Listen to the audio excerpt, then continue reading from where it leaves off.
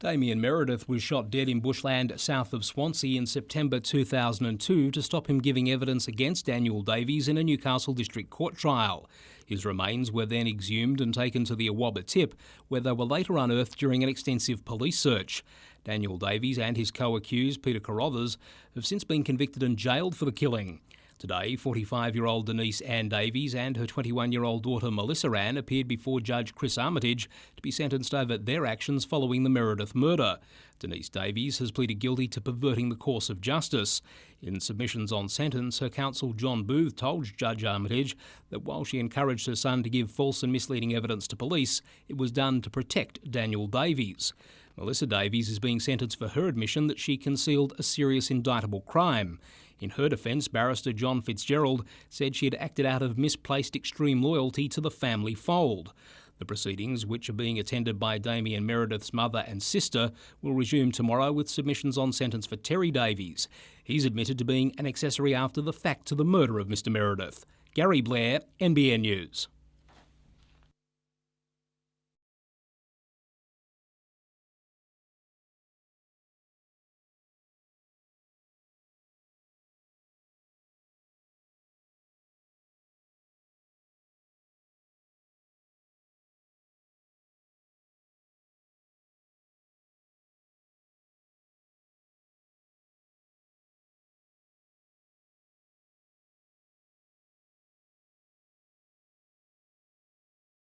It's the equivalent of a 12-storey building, so it was hard to miss the world towering above the Newcastle skyline.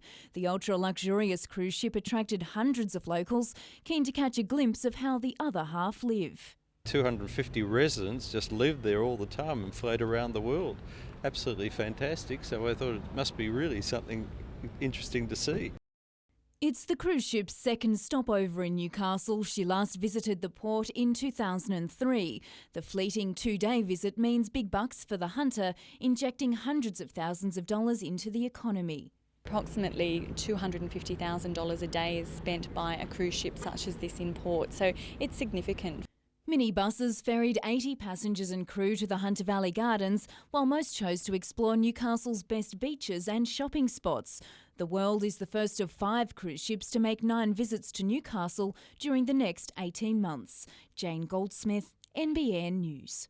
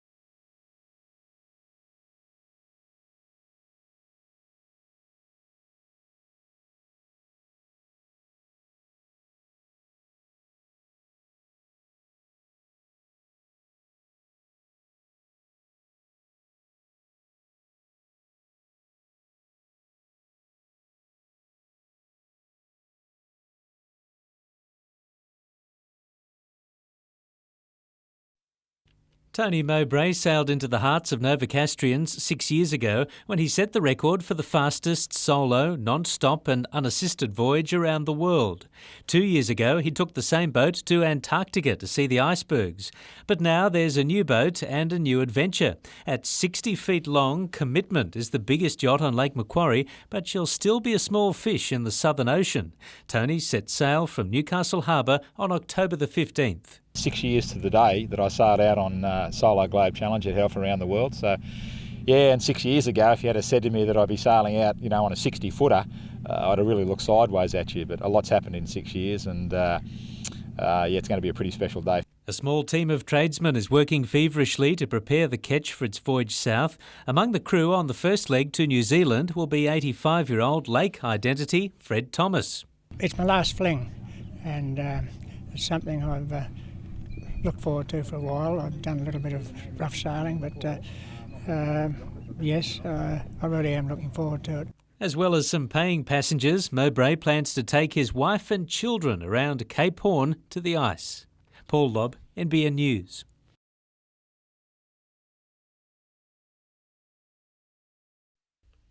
After a long involvement with the Knights, Bill Peden is preparing to bid his beloved Newcastle team farewell for a second time. From 1994 to 2002, Peden played 190 games for the team before signing with the London Broncos.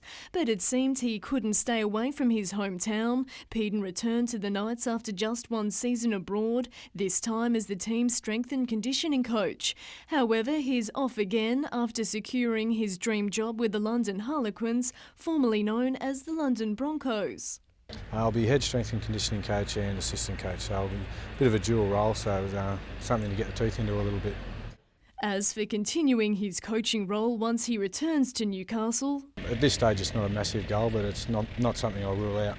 Peden says giving up the comforts of home won't be easy. Mixed emotions. Obviously it's very exciting for us to head over to London and live over there for a couple of years, but obviously very sad to leave Newcastle and the supporters that we've sort of come to know and love over the years. Madeline Bond, NBN News.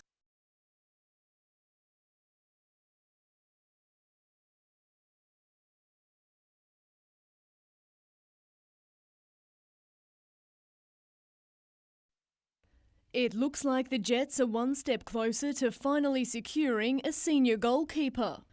Well, we had a positive meeting last night with Con Constantine and Remo Nogarota regarding the issue, and we've narrowed it down to 3 goalkeepers, and over the next 24 hours the club will obviously make a decision.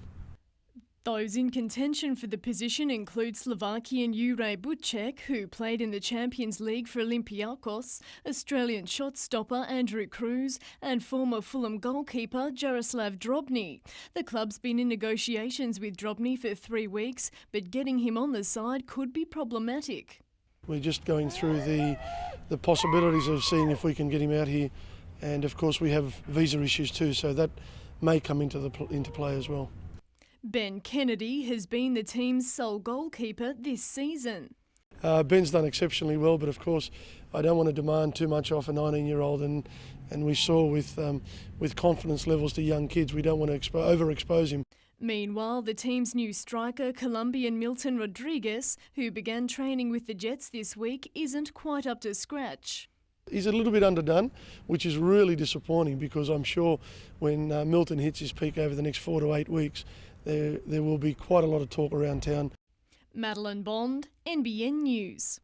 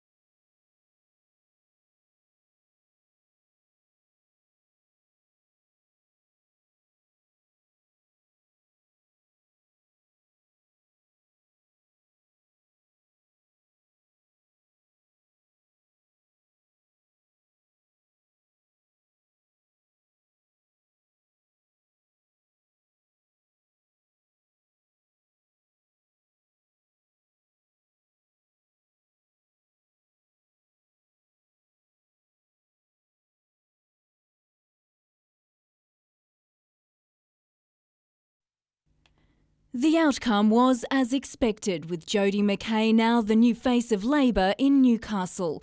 During a media call at Macquarie Street in Sydney this afternoon, Premier Morris Yemma supported his new candidate as part of the push for generational change. I think the people of Newcastle are ready for a change, and I'm certainly committed to this. Bryce Gaudry, Newcastle's MP for the last 15 years, received the bad news by telephone at 2 p.m, marking the end of an era. Well, this is the end game of a very undemocratic process. It has, in fact, unfairly dismissed the local party members from their right of pre-selecting a candidate. As a Labor stalwart, Mr Gaudry says he's not interested in standing as an independent, nor will he contest the federal seat. Well, I'm the member for Newcastle and will be the member for Newcastle until the 24th of March next year. My future is to continue to work, as I have always done, for my community. And as for local government, Mr Gaudry says that's not an option. He'll make a decision regarding his political career next year. Jane Goldsmith, NBN News.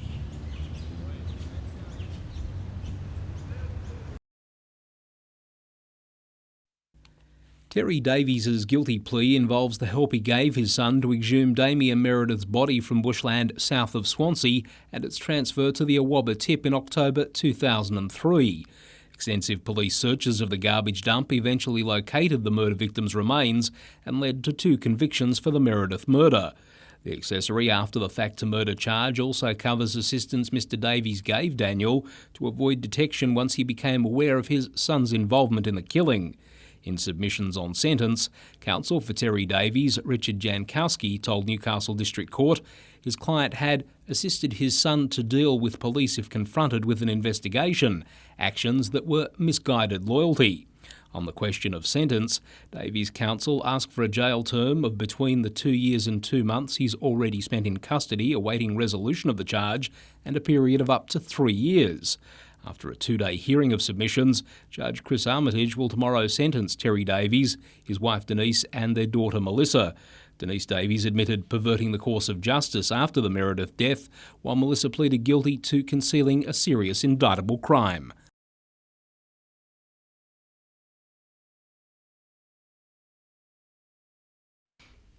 "283 airmen and women make up the Royal Australian Air Force's No. 3 Squadron. Today, along with the Air Command Band, they marched in celebration of the squad's 90th anniversary. I actually had a tear in my eye as I saw the squadron marching on the parade for the first time. In a rare sight, the squadron colours, which display battle honours, were uncased. The Chief of Air Force, Air Marshal Jeff Shepherd, gave the squadron a brisk once-over before taking control of the ceremony. It was then salutes all round as he checked out the parade's marching form. A perfectly formatted flyover by 3 F-18 Hornets and a P-51 Mustang was a noisy highlight.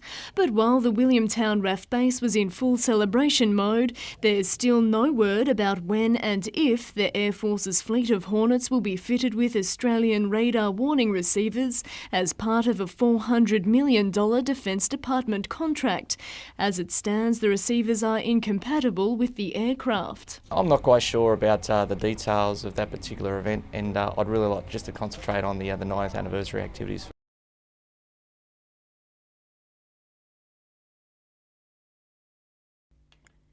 The crane on the Mater Hospital's construction site was employed for a rather different use today, lifting a Wallamai pine to the roof of the new South Block. It's known as a topping out ceremony, marking a building milestone. Well, this topping out ceremony represents the highest point of the construction, certainly for Phase 1, which is the South Block, which is behind us. But this is actually also the highest point of the new buildings in the hospital redevelopment, so it's a particularly significant occasion. The fit-out has already commenced on South Block, which will include new operating theatres and wards, a medical centre along with cancer radiation therapy facilities. It's very good in this climate with the weather being as it's been recently to achieve this milestone, and we're some weeks in front of the program. It's a great feeling. Meanwhile, the State Planning Minister has selected the Buildev Group to develop this waterfront site at Wickham. A new retail and commercial building will be constructed next to the Fishermen's Co-op once the development is approved by Newcastle City Council.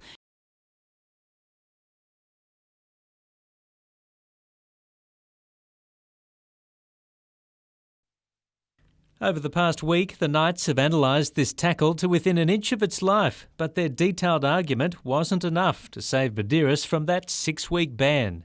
He hit Danny and spun, and we believed that spinning motion and the position of Danny's body that his knee acted as a fulcrum, which helped the tipping motion, but at the end of the day that argument didn't win. On the streets there's been a mixed reaction. I think it was a bit harsh. I think maybe one at the most, clean record. Probably deserved, I think. Just a shame he can't play in the finals. I'm not a nice supporter, but I think he's a good player. But he did the tackle, he's got to face consequences, really. I mean, it could have been avoided if he really tried to. I mean, it's a shame that he's going to be out. Might ruin the rest of our season, but if it was accidental or not, it's what it is. So. Luke Quigley will fill in against the Broncos at Stadium Australia this Saturday night. I believe Sid Foggs have 25 buses going down on Saturday at this stage. And we'd like as many Knights fans as we can get there to cheer on the team and just see what a quality player Luke Quigley is. Paul Lobb, NBN News.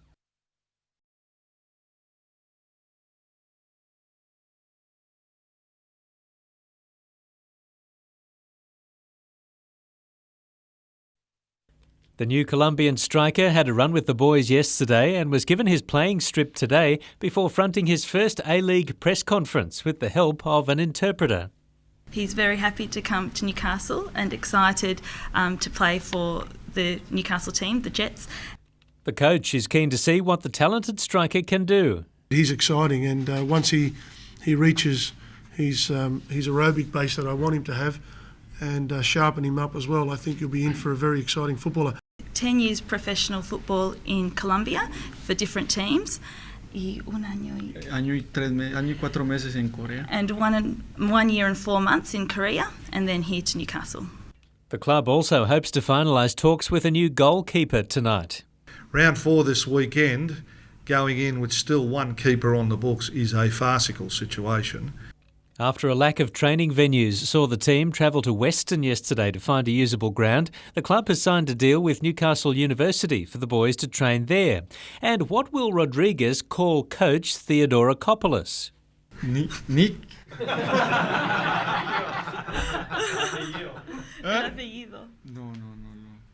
No lo sé. It was just a joke. Just a joke. After weeks of training, it all came down to the 3 Ps: preparation, presentation and finally the parading of each steer, all before the watchful eye of cattle judge Ashley Austin. On show, the quality of the animal and its owner's ability to control it, which didn't always prove easy. Many of the steers were bred in the Hunter, especially for judging, through the worst drought in the state's history. The people of the showing are winning at the major shows, which is the Brisbane Echo, the Royal Sydney Show, and most of the major steer competitions. So it is a magnificent lineup of cattle, really. And considering the dry weather we've had, it's certainly a credit to each of them on how the animals have been presented. The past week's rain has helped replenish dams and brought much relief to the local cattle industry. It was fairly depressing up until a couple of weeks ago, but certainly it's shown that it still can rain, which is quite nice. Michael Alexander says the stock judging competitions help secure the future of the Hunter's cattle industry. These kids go on back to managing their properties, their own family properties if they're into that, or further into the beef industry. I mean, there's a long chain in the industry, it's not just on the farm. Christy Carter, NBN News. The Spring Carnival continues here at Perisher Blue. On Saturday night you can head to the resort for a fireworks display and night skiing, and of course all the fun of the bungee trams here behind me. Let's have a look at resorts now, and starting off at Perisher Blue, 21 lists were operating. There was a softening cover. Snowmaking did go ahead last night, and the best snow riding was on the superbly groomed runs. At Thredbo 10 list, their cover was fair to good across the resort, still top to bottom snow riding. At Selwyn Snowfields, no list open, and there was a limited cover for tobogganing and snowplay. At Charlotte Pass, 4 lists, and the best cover was on the groomed runs down low. Mount Buller, 7 lists, and skiing and boarding was on a fair cover of softening snow. And at Falls Creek, 10 lists, they have a fair to good cover of snow on all open runs. And at Hotham, 4 lists, there was a good cover of softening snow in some areas. It looks like those showers and snowfalls will hold off. Instead, we're looking forward to fine and sunny weather for the weekend. I'm Christy Dowling at Perisher Blue for NBN News. Morris Yemma introduced Jody McKay as Jody Mackay on the steps of Parliament House yesterday, but he was in no doubt of the correct pronunciation today as Newcastle journalists questioned him about the shake-up which has seen 15-year veteran Bryce Gaudry dumped. Well, it wasn't a case of removing Bryce. It was a case of refreshing the government and seeking new blood, re-energising the government. My job as the leader and as the Premier is to present the best possible team at the election. And the Premier is chuffed with his new gal in Newcastle. It's a fresh face and one that's she's got talent, she's got ability, and she'll be a strong representative for the people of Newcastle. Mr Yemma was very much in control of his visit to a new mines training centre at Lake Macquarie today. A small backstage team carefully choreographed every move for the cameras, right down to a handshake with coal miners. But at least one local member who wouldn't speak on camera isn't playing to the script, critical of the way the rank and file was ignored in the latest decisions. I acknowledge that a number of people have issues with it, but sometimes you've got to make these hard decisions. Paul Lobb, NBN News.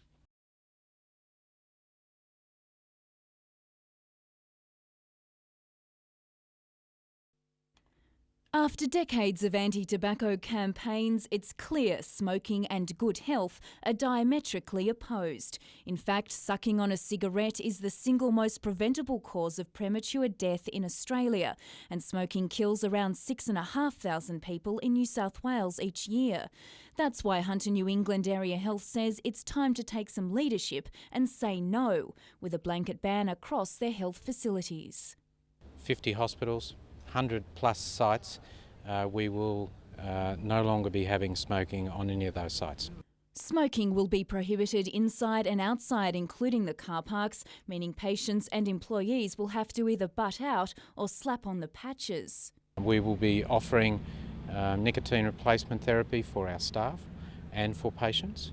The news wasn't welcomed by smokers outside the John Hunter Hospital today, but employees weren't willing to vent their anger on camera for fear of a backlash. And it seems rebel smokers defying the ban won't be tolerated. We will ask them not to smoke if they do. If there's a problem with that, we will work through that process with them. But ultimately, if they're not prepared to comply with that, we will ask them to leave our property. Jane Goldsmith, NBN News.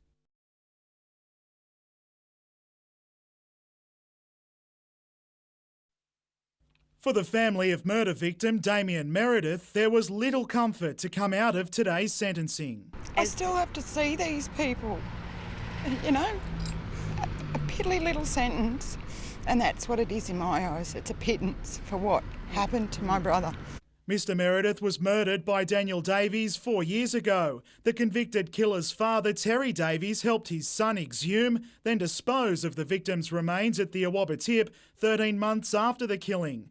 Judge Chris Armitage describing the actions as being in circumstances which should never have occurred in civilised society. Today, Terry Davies was given a 5-year sentence, much less than the 25-year maximum for being an accessory to murder after the fact. But the father of 4 could be released from prison next April, with his non-parole period of 2 years and 9 months backdated to when he was taken into custody. His wife Denise will serve a 25-month sentence, spending a year at least in jail for perverting the course of justice. Judge Armitage rejecting pleas for community service or periodic detention because she demonstrated a willingness to break the law. Their daughter Melissa Davies received a 2-year suspended term for concealing a serious indictable offence. This chapter, at least, now closed for the victim's family. I pray that he can now rest in peace, and eventually we may be able to lighten the load on our hearts a bit. Adam McIlrick, NBN News.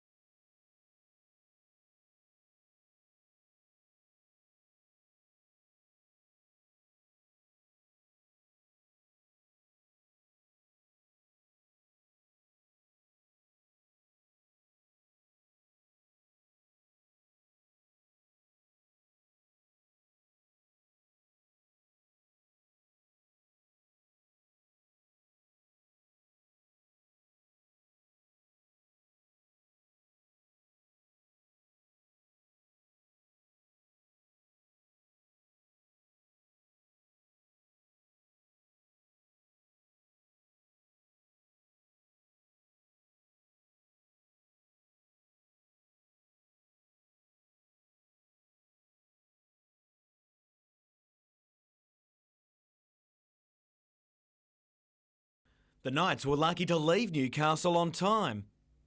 A band of loyal followers on hand to send them south in style. Of course, there's two that didn't make the bus at all, but at least Steve Simpson is still a chance of more football this season. It is improving, but I suppose not quite quick enough for this Saturday night. But yeah, fingers crossed that we get through, and I should be right to go on the following Friday night. Broncos coach Wayne Bennett believes the weight of their loss could fall heavily on Andrew Johns. Hopefully that might be a benefit for us. You know, in the end, things mightn't be going the way he wants them because him and Danny are so familiar with each other's play, and he might just, try a little bit harder and might not be just quite as effective. Johns is sure to test whoever plays fullback for Brisbane with his kicking game. And while Justin Hodges has been named there, Carmichael Hunt is bound to be targeted. I think he'll all but start at fullback. I think that's where he plays his best football. I would have no doubt that Hodges and Tate will be in the centres and Tupou on the wing, but if they don't start that way, they'll certainly end up that way. Jim Callanan, NBN News.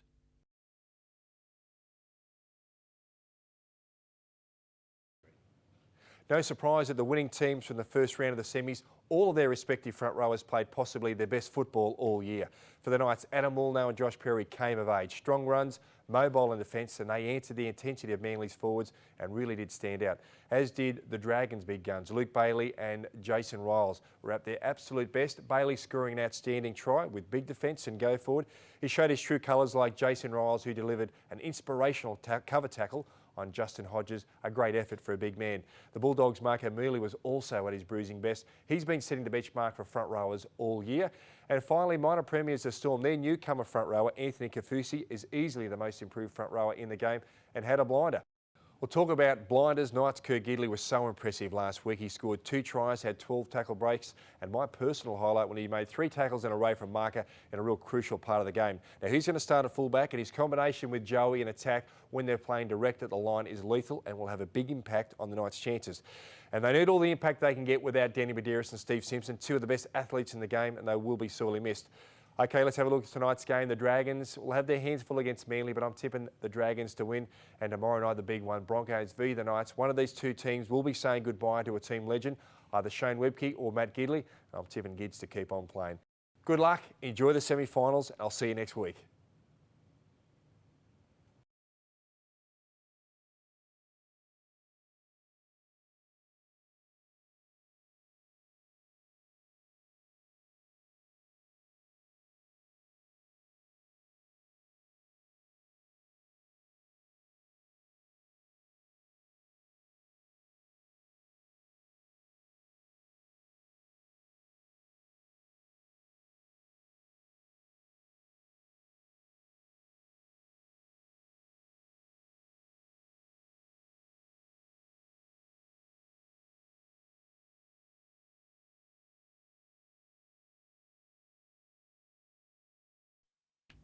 University prides itself on proving people wrong, and they've been doing it well in recent weeks.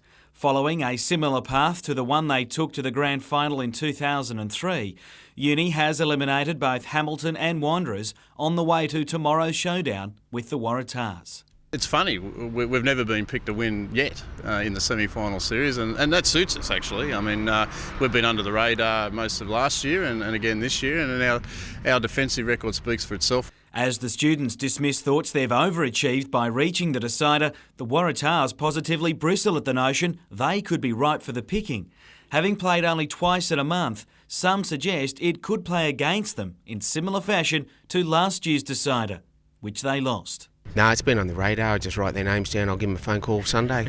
The list continued to grow today as reminders kept coming. Also probably won't freely admit it, that they've got to be. And I know Tim Chidgey well enough to, even though he says he's at peace with the world, they want to win. You can't change history, can you?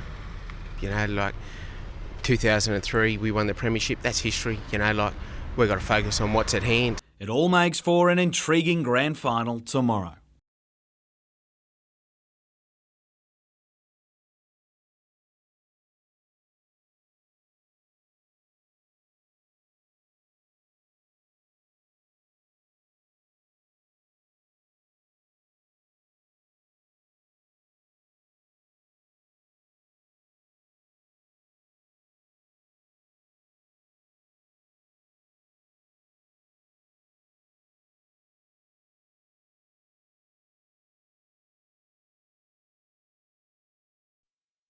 There's no substitute for the hands-on skills needed to cope with a career in the coal mining industry. But going down a pit for the first time and learning how to do it safely is the aim of this new computer-based teaching tool. The first virtual reality centre funded by unions and the coal industry has been set up at the Lake Macquarie Mines Rescue Station, with others to be built at Wollongong, Lithgow and Singleton as part of an $8 million project. Well, the modules have been created on both underground and open cut scenarios, and we will put them through all manner of hazard spotting, working methods, all of the things that mine workers are expected to do as a natural matter, of course, but traditionally have picked up largely on the job. Everything from driving a big dump truck to surviving a roof collapse can be simulated by the software, which has been developed from real-life events. Our statistics show that in the next 8 years, 50% of the industry's workforce will be eligible to retire. And so, based on current numbers, that means we've got to train between 7,000 to 8,000 new mine workers over that period.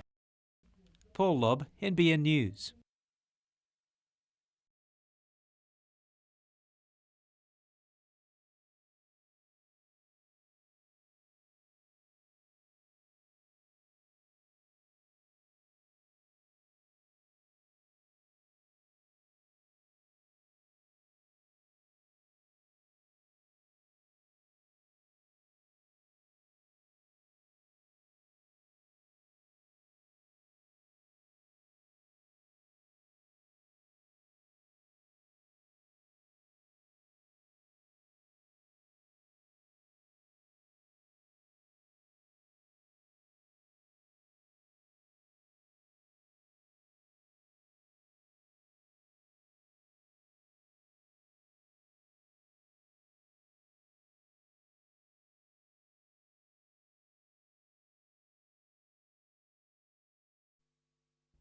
Forensic police and detectives scoured the bush off Glendon Crescent today, the scene of a party last night which took a fatal turn.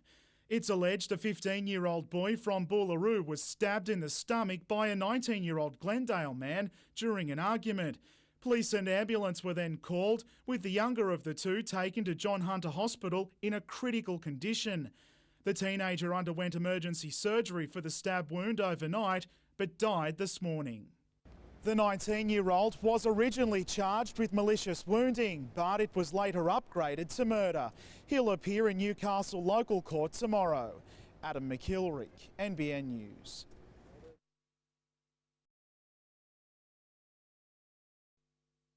In the heart of Hunter wine country, a heartfelt tribute for a man who gave the industry his all. And the biggest support that we had as winemakers in the wine community was Len Evans. He was always there to be able to speak to, get advice from, and I appreciated his friendship and his company. Len Evans died of a heart attack last month. Today was his wake. My father always said that when he died, he just wanted a rip-roaring send-off. And that's what he got. He'd be very annoyed that he's missing a very good party. There were tears, of course, but mostly smiles coupled with laughter, an event where the wine flowed just as freely as the stories. He did matchmake my first marriage to my late husband, Tony Albert. They were great friends. He took my money at poker, and I drank his wine, and that's how he and I have always known each other. Len was my godfather, and he taught me how to fish, so I thought I'd come down as a bit of a send-off today. A godfather too of the wine industry. He was a wine promoter, he was a wine journalist, a bon vivant. He bullied people into striving for better. Adam McIlrick, NBN News.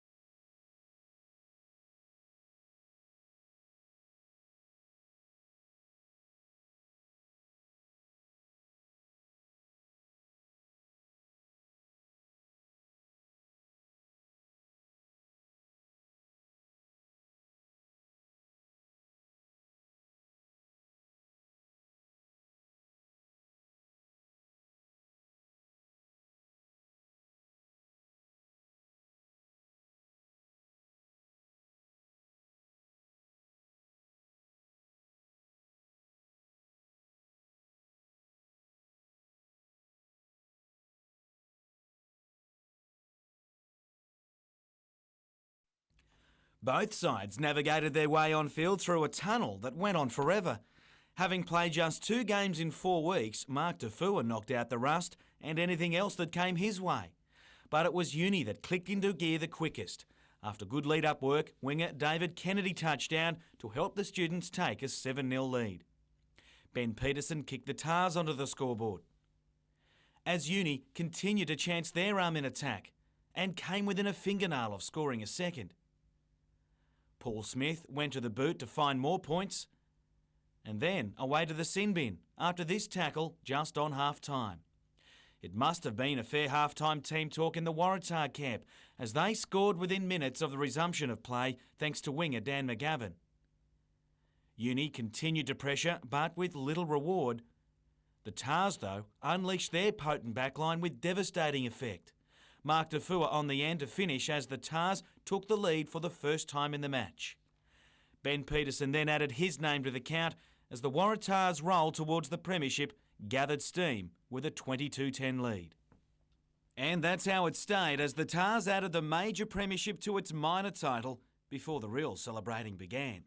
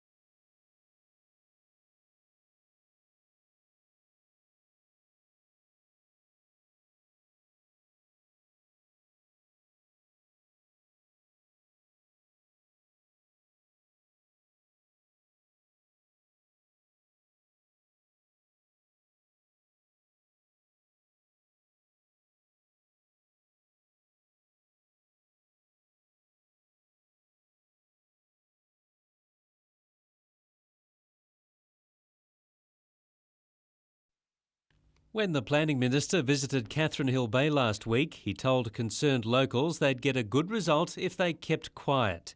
But they've since discovered that it's not just Catho the developers are interested in. It's also 80 hectares of coal and allied waterfront land at Crangan Bay on the lake. That could be 800 houses strung out along this peninsula, facing the last large unspoilt bay on Lake Macquarie. It just shouldn't be sacrificed like that. The latest plans weren't revealed to the public at the Minister's briefing. They also include a smaller parcel at Nord's Wharf. They really need to be proposing something more realistic. At the moment, they don't have development rights on this land. If it's going to be a swap of development for conservation, it's got to be a fair swap. The United Residents Group for the Environment says the government has been promising a national park for 2 decades, and with a regional plan about to be finalised, now is the time to protect the bush. With the Lower Hunter Regional Strategy, there'll be an extra 150,000 people coming into the Lower Hunter, a lot of them in Western Lake Macquarie, and this eastern buffer zone has been on the books for over 25 years now, and this is the time to deliver. Paul Lobb, NBN News.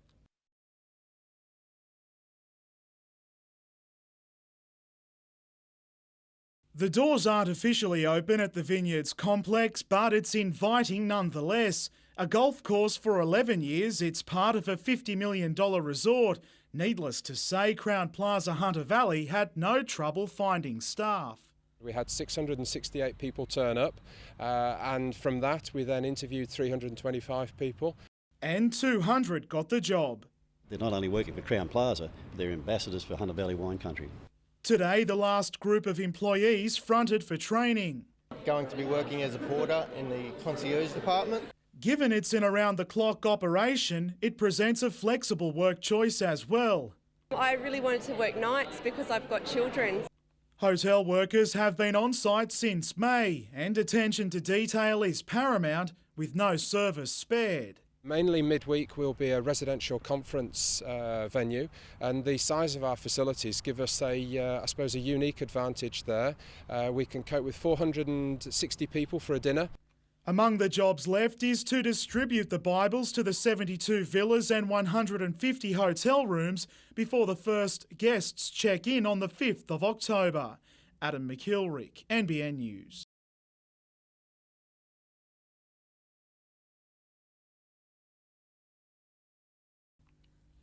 If the walls of the Regional Museum could speak, what stories they would tell, like the beer yarn of the Castlemaine Brewery days, some of which can still be seen.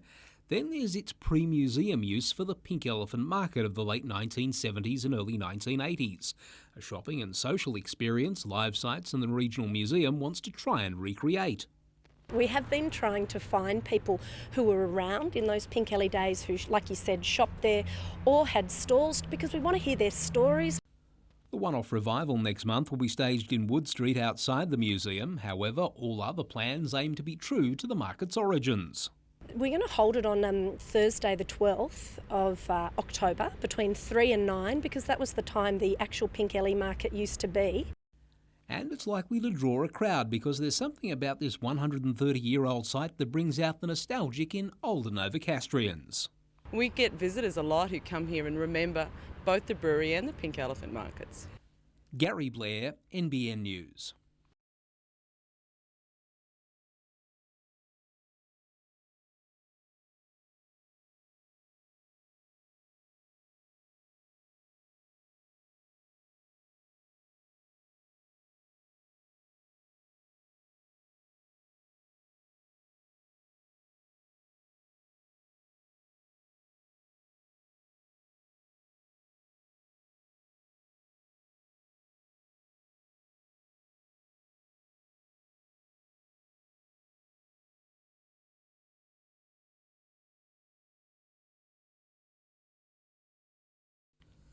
Stroke, which is also known as brain attack, is responsible for over 2,000 admissions to Hunter New England hospitals every year. It's caused by either a blockage of blood supply to the brain or bleeding of ruptured blood vessels. For Dr Neil Spratt, the challenge as a neurologist and stroke researcher is to reduce stroke's current outcomes of death or disability.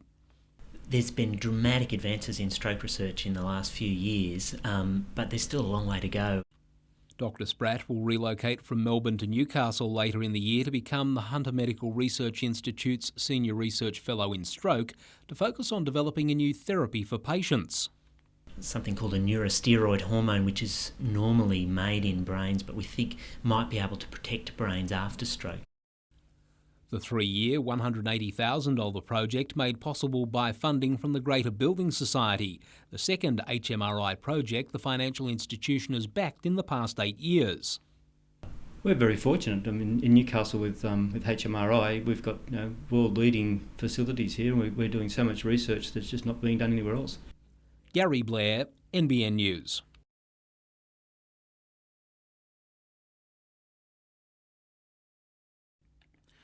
Knocked out in disappointing fashion at the weekend, it's post-season activities that kept Knights players busy today, but for some, the season isn't over just yet. Proving his versatility with standout games at fullback in recent weeks, Kurt Gidley is now considered a strong utility-type prospect for the Kangaroos and was named in the train-on squad today. Steve Simpson was always going to be included, but with groin surgery pending and a shoulder injury that requires rest, his Tri-Nations campaign remains clouded, but he'll get a clearer picture in Sydney on Wednesday, where he'll be medically assessed. Rep football aside, he's already thinking of next season. Got to have a big off-season and I suppose learn a few more new ideas from Brian Smith next year. And the Prime Minister's 13 to play Papua New Guinea later this month has also been released with some bolters. Among them, Knights teenage 5'8" Jared Mullen and prop Adam Woolnough, whose form in recent weeks has earned him his first senior rep jumper. Jim Callanan, NBN News.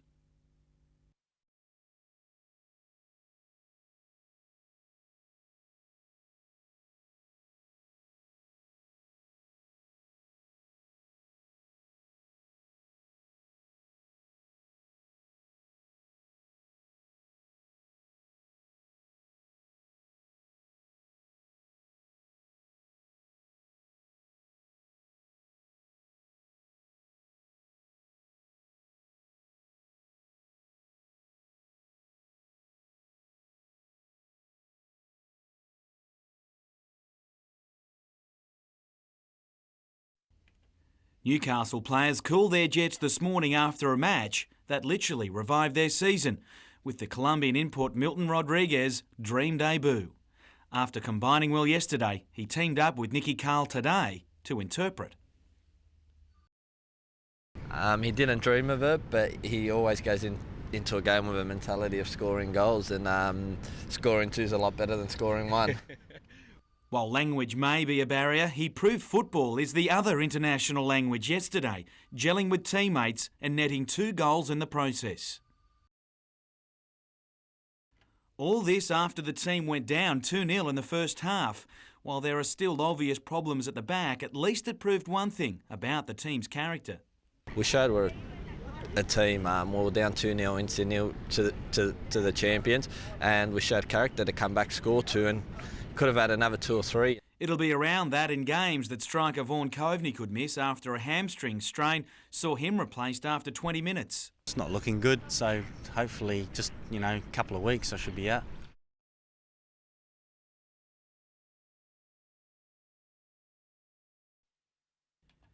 They seemingly appear at the business end of the season each year, and when Stu Fletcher fooled everyone from a short corner, another grand final appearance looked a formality for Souths. Fighting for their first ever grand final appearance, the entrants put up a gallant fight, and they thought they'd found the equaliser. Disallowed that time, the Central Coast team wasn't denied in the second half, with Robert Owen applying the finishing touches to send everyone into extra time. That's when any score would do it, and it was Souths who found the golden touch through Simon Vimpani to wrap up the final and set them up for yet another showdown with old foes Norths this weekend. Motorsport and the Bulladilla Hill Climb had man and machine pushing the limits once again. Doubling as the 9th round of the State Hill Climb Championship, Tamworth's Neil Farr was simply too quick in his open wheeler to clock the best overall time on the day. The championship race rounds out in a fortnight at Newcastle's King Edward Park for the traditional Matara Hill Climb held on the long weekend.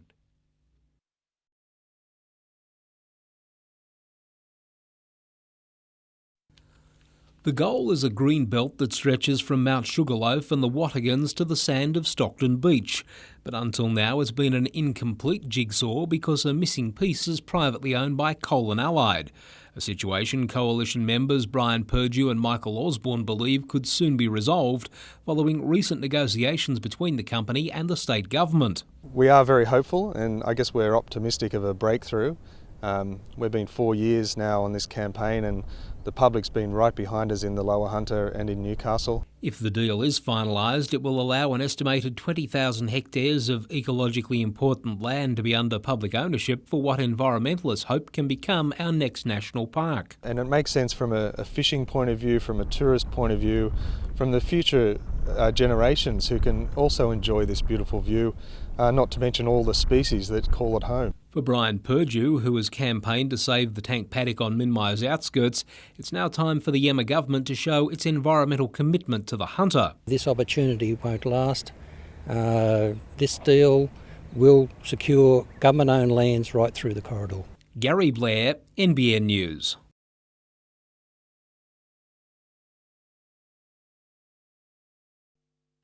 Boral Timber's decision to downsize its operations and drastically reduce its workforce in Gloucester has come as a shock to the community. Gloucestershire Mayor Councillor Barry Ryan says the town can ill afford to lose the jobs.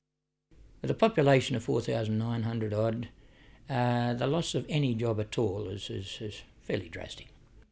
Boral's Executive General Manager says the company has been forced to cut its operations for economic reasons. As a result of the depressed state of the New South Wales housing market, we've had to take some production capacity out, and that's come out of our Gloucester plant. What annoys me really is that, there's in excess of $3 billion worth of timber gets imported into Australia every year from overseas. When manufacturing stops on the 29th of September, 18 of Boral's 21 employees will lose their jobs. While there are redeployment opportunities within the company, to accept them, employees and their families will have to move from Gloucester. They say they've got places for 10 of them at Maxwell Creek, the other side of Dungog, but it's probably an hour and a quarter, an hour and a half away. The plant will now function solely as a warehouse. Madeline Bond, NBN News.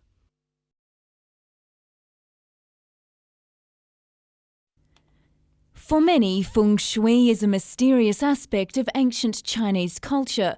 The pronunciation eludes many of us, let alone what it all means.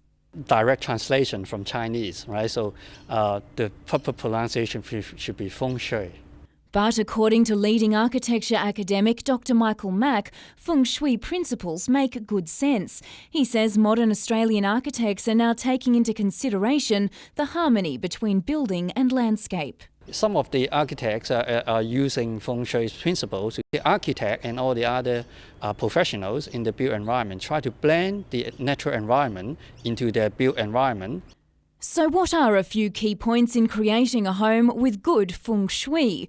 Well, it's not just about the placement of your furniture. The architectural design is also important. That includes things like elevation, outlook, aspect and layout.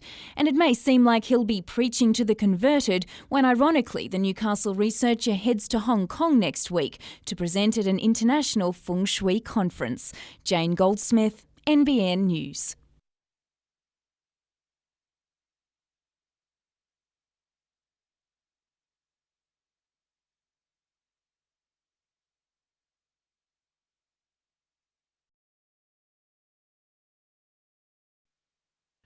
The season isn't quite over for these three knights, all named in the Prime Minister's 13 to play the Kumuls in Papua New Guinea next month. It'll be the second time for Kurt Gidley, but more importantly, another hit out to impress kangaroo selectors of his versatility, after also being named in the Tri-Nations Train-On squad. It's probably good to play a few different positions, that sort of thing. So coming into first grade, it worked well for me, and hopefully, trying to get in these rep teams, it's working as well.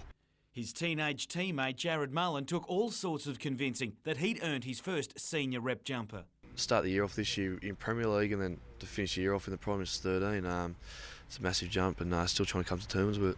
So too Adam Woolnough, who was almost lost to the game altogether at the start of the year with a persistent neck injury. I saw the specialist a few times and he really wanted me to sit down and reevaluate things, and I said, no, I think it's going to be right, and I did all the extra little things that I needed to do, and that's paid off. Their selection also adding further personal satisfaction for outgoing coach Michael Hagan, who had plenty to do with their development. I think it's a good reward for the fact that they've all played extremely well during the year. Adam Woolnough has had a great year this year, so has Kurt Gidley, and Jared Mullen's, I guess, a bit of a bolter, but he's a real talent in the game. And I think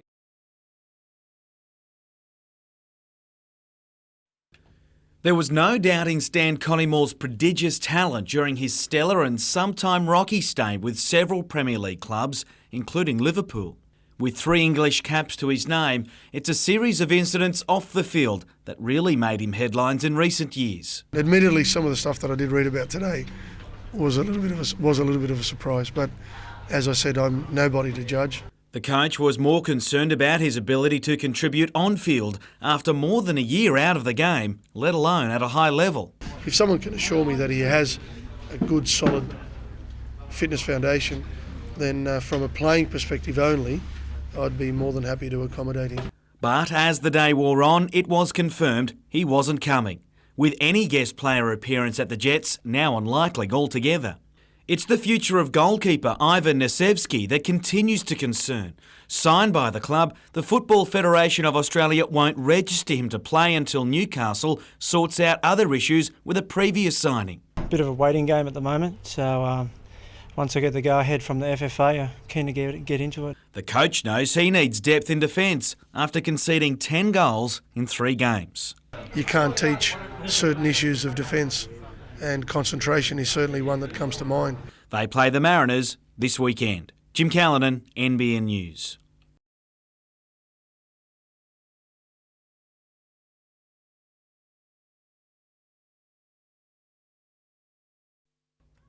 Final touches were applied today as Broadmeadow was made beautiful for the Spring Carnival.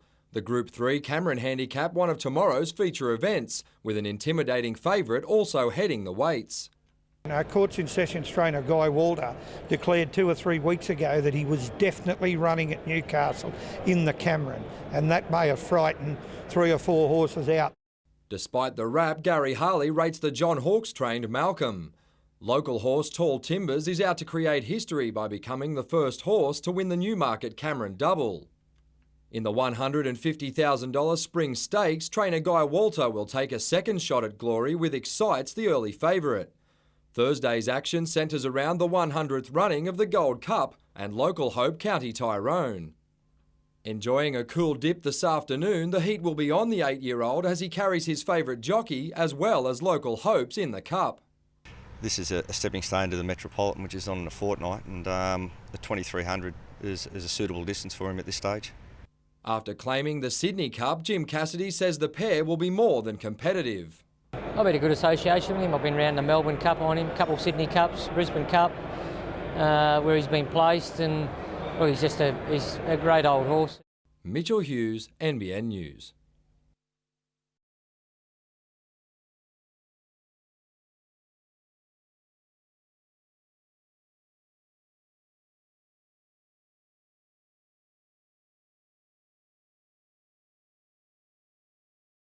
Good fresh ingredients, a little bit of tender loving care, good quality skins which we use, and a few secret herbs and spices.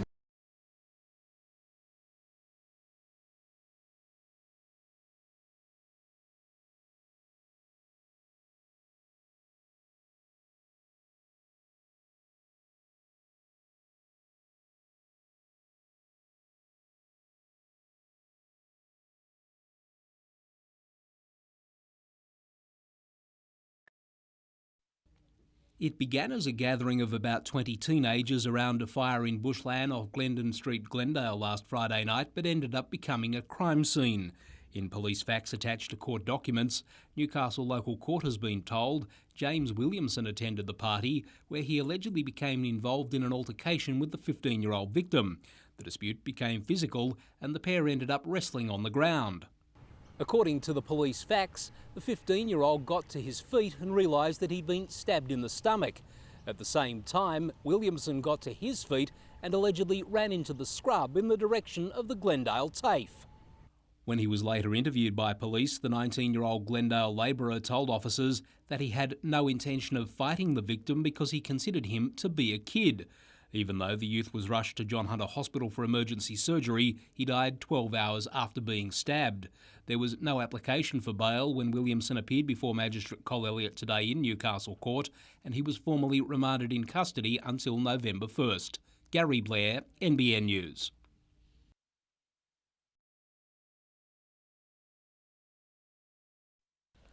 It's hard to imagine a belt buckle being classified as a prohibited weapon, yet that's the case with these semi-automatic handgun-shaped clasps. Police say they're so realistic they could easily be mistaken for the real thing. If it was at a night or a darker location or in a area that an elderly person sighted this gun buckle, it could be potentially dangerous for anyone.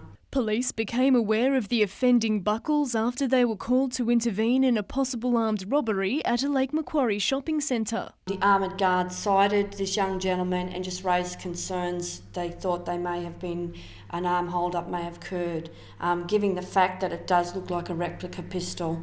Police seized 51 buckles from Simon Boyd's store in Charlestown and are now looking for another 85 which had already been sold. Mr Boyd never questioned the wisdom of selling the buckles. With them being allowed in by customs and also being easily allowed to be sold in America, I didn't see a problem with selling them over here. Sure, I understand how they can be dangerous, but it's no worse, as I said, than kids' toys that can be bought at Toys R Us. Police are asking anyone who's bought a gun belt buckle to hand it in for public safety reasons. There won't be any further police action in relation to it. We'd just like to get them off the streets. Madeline Bond, NBN News.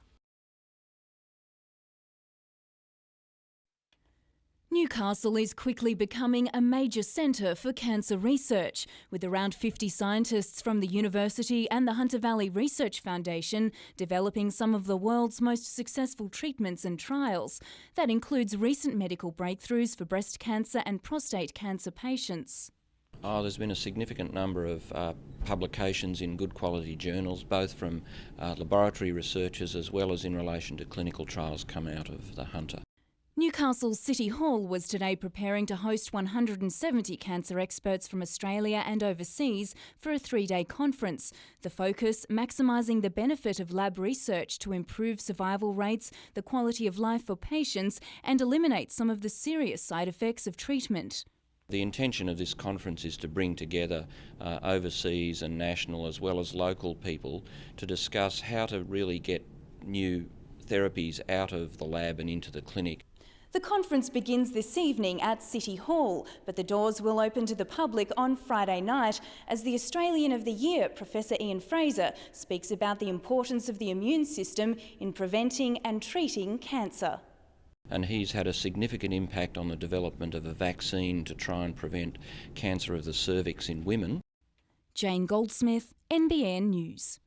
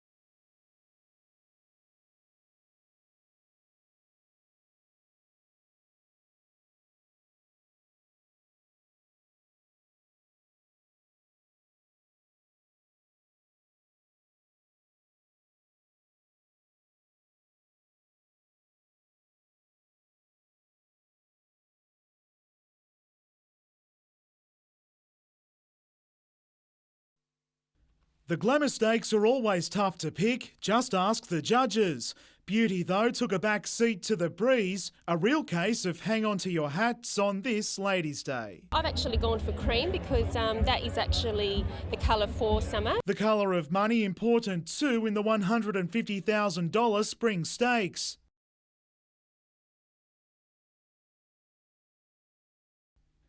Miraz coming out of nowhere to win the 6th event, $3.50 a popular dividend. With Excite's retiring early, trainer Guy Walter had another crack at Group 3 success in the Cameron.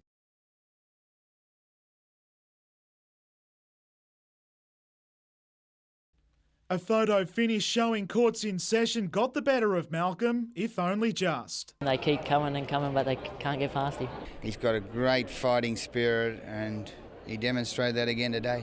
The carnival will continue tomorrow with the 100th running of the Newcastle Gold Cup. Fittingly, the field will be led out by a local hope and crowd favourite, with County Tyrone set to wear the #1 saddlecloth. He'll be in contention. Of course, Mickey Tin Blue's the Brisbane favourite, who's won about 7 in a row now. He'll be favourite for the race. Adam McKilrick, NBN News.